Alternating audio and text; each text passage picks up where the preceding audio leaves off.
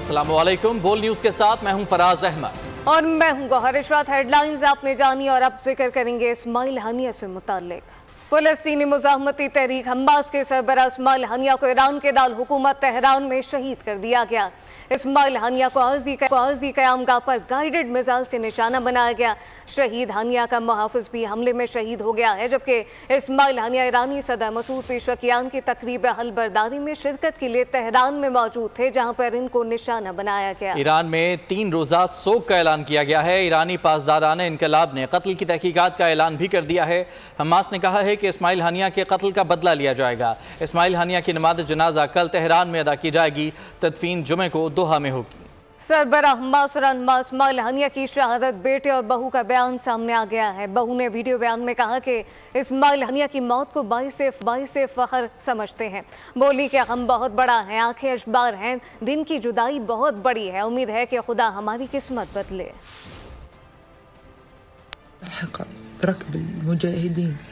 والصادقين والميامين ليلتحق بركب أبنائي وبركب هذه الدماء الزكية، الشهيد البطل القائد العظيم الجليل. يا أبونا لمحزونون وإنا لله وإنا إليه راجعون. اللهم أجرنا في مصيبتنا واخلفنا خيرا منها، ولكن عزاؤنا أنها دنيا فانية واللقاء إن شاء الله في جنة عرضها السماوات والأرض. الوداع या कायद उम्मा। हमास के सरबराह इस्माइल हनिया की शहादत पर दिल अफसुर्दा, हर आंख अश्कबार है। पाकिस्तान के मुख्तलिफ शहरों में फ़लस्तीनी मुज़ाहमती तहरीक के सरबराह की गायबाना नमाज जनाजा अदा की गई।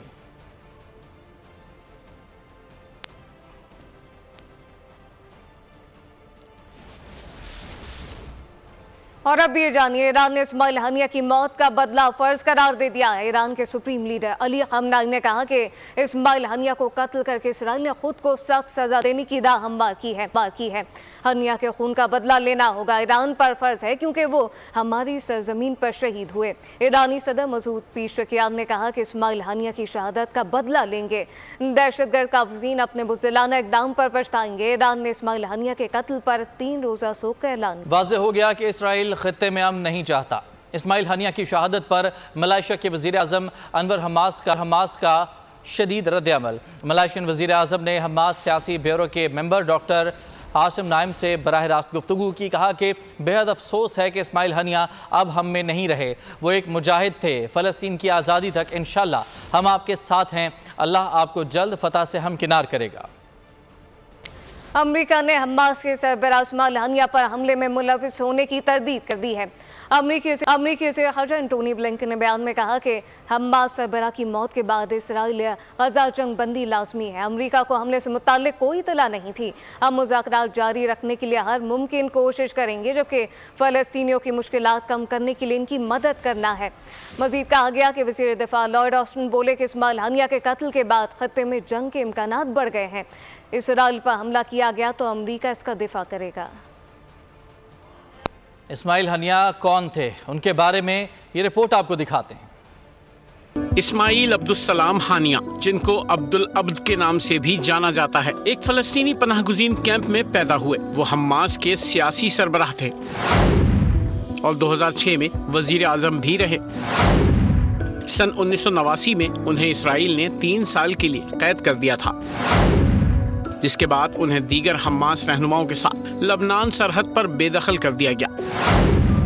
इस्माइल हनिया तकरीबन 1 साल तक जलावतन रहे, ताहम वो 1 साल बाद गजा लौटे और 1997 में उन्हें शेख अहमद यासीन के दफ्तर का सरबराह मुतय्यन कर दिया गया। 16 फरवरी 2006 में हमास ने उन्हें फ़लस्तीन के वज़ीर आज़म के ओहदे के लिए नामज़द किया और इसी माह की 20 तारीख को उन्होंने ये ओहदा संभाल लिया। 2006 में इसराइली फ़ौज के हेलीकॉप्टरों ने वज़ीर आज़म इस्माइल हनिया के दफातर को निशाना भी बनाया। इस हमले में 3 मुहाफ़िज़ ज़ख्मी हुए, लेकिन इस्माइल हनिया उस वक्त वहाँ मौजूद नहीं थे। 1 साल बाद फ़लस्तीन के सदर महमूद अब्बास ने उन्हें बरतरफ कर दिया। जब अल-क़िसाम ब्रिगेड ने गजा की पट्टी में सिक्योरिटी मामलात अपने हाथ में ले लिए। इस्माइल हनिया ने इस अमल को गैर आईनी करार देते हुए कहा कि उनकी हुकूमत फलस्तीनी अवाम के लिए काम करती रहेगी। बाद में इस्माइल हनिया ने फतह के साथ मुफाहमत पर जोर दिया। 6 मई 2017 को इस्माइल हनिया को हमास की शूरा ने सियासी शोबे का सरबराह मुंतखब किया। और अब ये जानिए, चेयरमैन सेनेट यूसुफ रजा गिलानी सरकारी दौरे पर बरतानिया पहुंच गए हैं, जबकि चेयरमैन सेनेट के वफ़द में 3 सेनेटर और कौमी असम्बली के 2 अरकान शामिल हैं। वफ़द में शामिल कौमी असम्बली के दोनों अरकान यूसुफ रजा गिलानी के बेटे हैं। सरकारी दौरे में खानदान के 2 अफराद को साथ ले जाने पर सोशल मीडिया पर हैरानी का इजहार किया जा रहा है।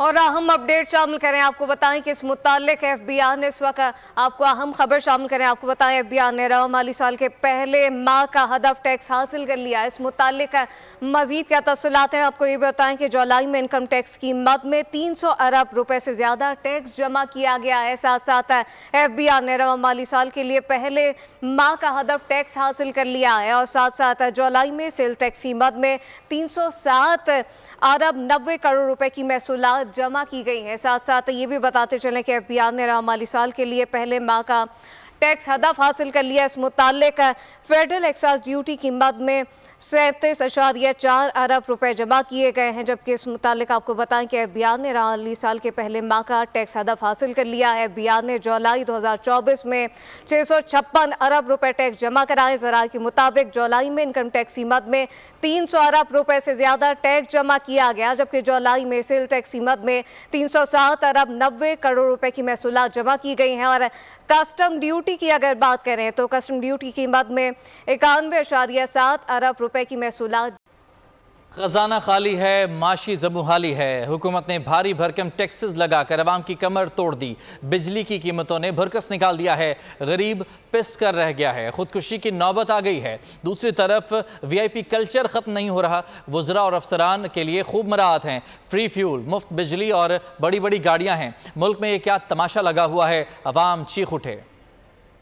आज से नहीं है, ये शुरू से आ रहा है, लेकिन दिन ब दिन ये चीज़ बढ़ती जा रही है।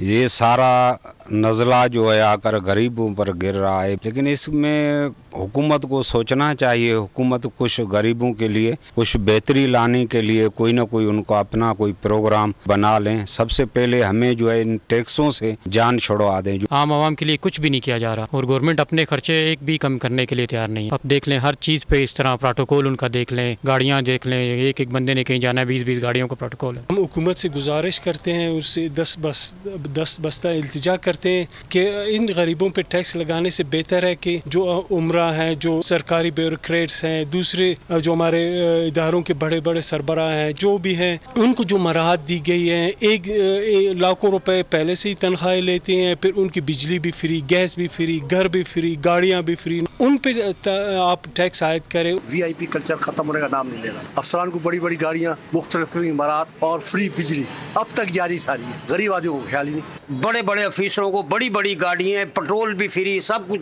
हम तो मर गए हैं। कहाँ एक कौन से टैक्स लगा दिए हैं पता ही नहीं पड़ रहा है भाई। दिल कर रहा है खुदकुशी कर लें, मर जाएं भाई। जी तमाशा है। गरीब आवाम के लिए तो बिजली के बिलों में टैक्सेस भी हैं, सब कुछ है। और बड़े जो है सरमायादार ब्यूरोक्रेट्स, बड़े बड़े जज, बड़े बड़े असम्बली के मेंबर, उनके लिए बिजली मुफ्त, पेट्रोल मुफ्त, गाड़ियाँ मुफ्त। ये पाकिस्तान में कहाँ का इंसाफ है।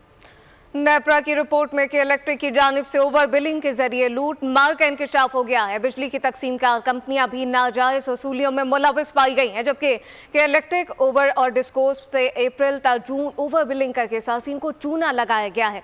सार्फिन के बिल रिकॉर्ड शुदा असल यूनिट के साथ एडजस्ट किए जाएंगे। नेपरा के सीनियर अफसरान ने रिपोर्ट मुरतब करके अथॉरिटी को पेश कर दी है, जबकि शहरी बिजली कंपनियों की लूट मार पर फट पड़े। इन्होंने जो बिलिंग की हुई है ओवर बिलिंग है।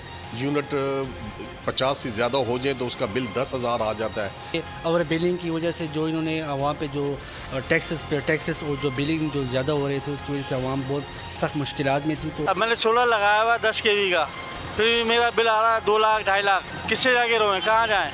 बिल्कुल ये करप्शन है यार। इनके जो कुंडे लगे हुए हैं वहाँ मंथली आने की बंदी हुई हैं। इलेक्ट्रिकल रवैया बहुत ख़राब है और हमेशा ओवर बिलिंग करता है। कोई भी जब भी बिल आते हैं उसमें ओवर बिलिंग होती है। के इलेक्ट्रिक के साथ इसका लाइसेंस कैंसिल किया जाए। ये पहली बार तो ऐसा हुआ नहीं है कि क्या नाम ने इन्होंने ओवर बिलिंग करी हुई है, तो हर बार का ही है। 200 यूनिट से ऊपर जैसे ही यूनिट्स जाते हैं तो रेट किस चीज़ का ये लोग बढ़ाते हैं, ठीक है। मतलब ये एक तरह की ओवर चार्जिंग है मेरे हिसाब से, सही है। मतलब कि हमने तो अपने हिसाब से पेमेंट तो हमने भर दी है, नेपेरा की इंक्वायरी के बावजूद भी कोई अमल दरामद नहीं हुआ है। डिडक्शन या ओवर बिलिंग और डिडक्शन सारा इस अमले का कसूर है। अमला इनका बिल्कुल फेल्यूर हो गया है। और अब आपको बताएं कि साबिक मुशीर बराए एहतसाब शहजाद अकबर का एक ट्वीट सामने आया है जिसमें उन्होंने लिखा है कि एक बरतानवी सहाफ़ी को पाकिस्तान से डिपोर्ट किया गया जो बानी पीटीआई से मिलने अडयाला जेल आए थे। शहजाद अकबर ने उस सहाफ़ी को बरतानवी बताया है, लेकिन हम आपको बताएं कि चार्ल्स ग्लास बरतानवी नहीं बल्कि अमरीकी सहाफ़ी हैं। गुज़िश्ता दिनों मीडिया पर यह खबर चलाई गई थी कि चार्ल्स ग्लास बानी पीटीआई के दोस्त हैं और वो अडयाला जेल उनसे मिलने के लिए पहुंचे थे, लेकिन उन्हें बानी पीटीआई से मुलाकात नहीं करने दी गई थी। और अब खबर यह है कि अमरीकी नेशनल बरतानवी सहाफ़ी को क्यों डिपोर्ट किया गया, वजूहात सामने आ गई हैं। ज़राए के मुताबिक चार्ल्स ग्लास वीज़ा कानून के खिलाफ वर्जी पर डिपोर्ट किए गए। बरतानवी सहाफ़ती वीज़े पर पाकिस्तान आए थे, लेकिन वो मखसूस एजेंडे के तहत सरगर्मियों में मुलव्वस पाए गए। इस मुतालिक मज़ीद क्या तफसीलात हैं, सलमान अबान से जानते हैं। सलमान, आगाह कीजिएगा। अभी जो है पाकिस्तान आए थे और हमारे ज़राए ने हमें बताया कि ये टूरिस्ट वीज़ा पर पाकिस्तान में मौजूद थे और टूरिस्ट वीज़ा के हवाले से जो पाकिस्तान के कानून हैं उनकी सरासर खिलाफ वर्जी में ऐसी सरगर्मियों में मुलव्वस थे जो कि टूरिस्ट वीज़ा के बिल्कुल खिलाफ है। और इस हवाले से जो इत्तलात सामने आई है उसके मुताबिक पाकिस्तान ने इनको डिपोर्ट कर दिया है और पाकिस्तान की वजह से डिपोर्टेशन की जो वजह बताई गई है उसमें हकाम का कहना है कि ये क्योंकि टूरिस्ट वीज़ा पर थे और यहाँ पर ऐसी सरगर्मियों में मुलव्वस थे जो कि उनके टूरिस्ट वीज़ा के खिलाफ थी, यानी वो टूरिस्ट वीज़ा पर होते हुए पाकिस्तान में जर्नलिस्टिक एक्टिविटीज नहीं कर सकते थे। इसी वजह से उनको डिपोर्ट कर दिया गया है और इस हवाले से ज़राए ने इसकी तस्दीक भी की है। जी, ज़राए ने इसकी तस्दीक की है। सलमान अमान, बहुत शुक्रिया। और कराची से आपको खबर दें, SIU के अफसर और अहलकारों की मुबैना डकैती का मामला स्पेशल इन्वेस्टिगेशन यूनिट के SHO समेत 3 पुलिस एहलकारों के खिलाफ $90,000 डकैती का मुकदमा सचल थाने में दर्ज कर लिया गया है। मुकदमा अगवा बराए तावान की दफात के तहत दर्ज किया गया है। पुलिस पार्टी ने अगवा करके $90,000 ट्रांसफर कराए। एक प्राइवेट गाड़ी और पुलिस मोबाइल ने घर पर छापा मारा। पुलिस ने गैर कानूनी हिरासत में लेकर नामालूम मुकाम पर मुंतकिल किया। न्यूज़ बुलेटिन से फिलहाल इतना ही। मज़ीद खबरों और अपडेट्स के लिए विजिट कीजिए हमारी वेबसाइट bolnews.com। आप देखते रहिए बोल न्यूज़। सब्सक्राइब करें और बेल दबाएं ताकि कोई खबर रह न जाए।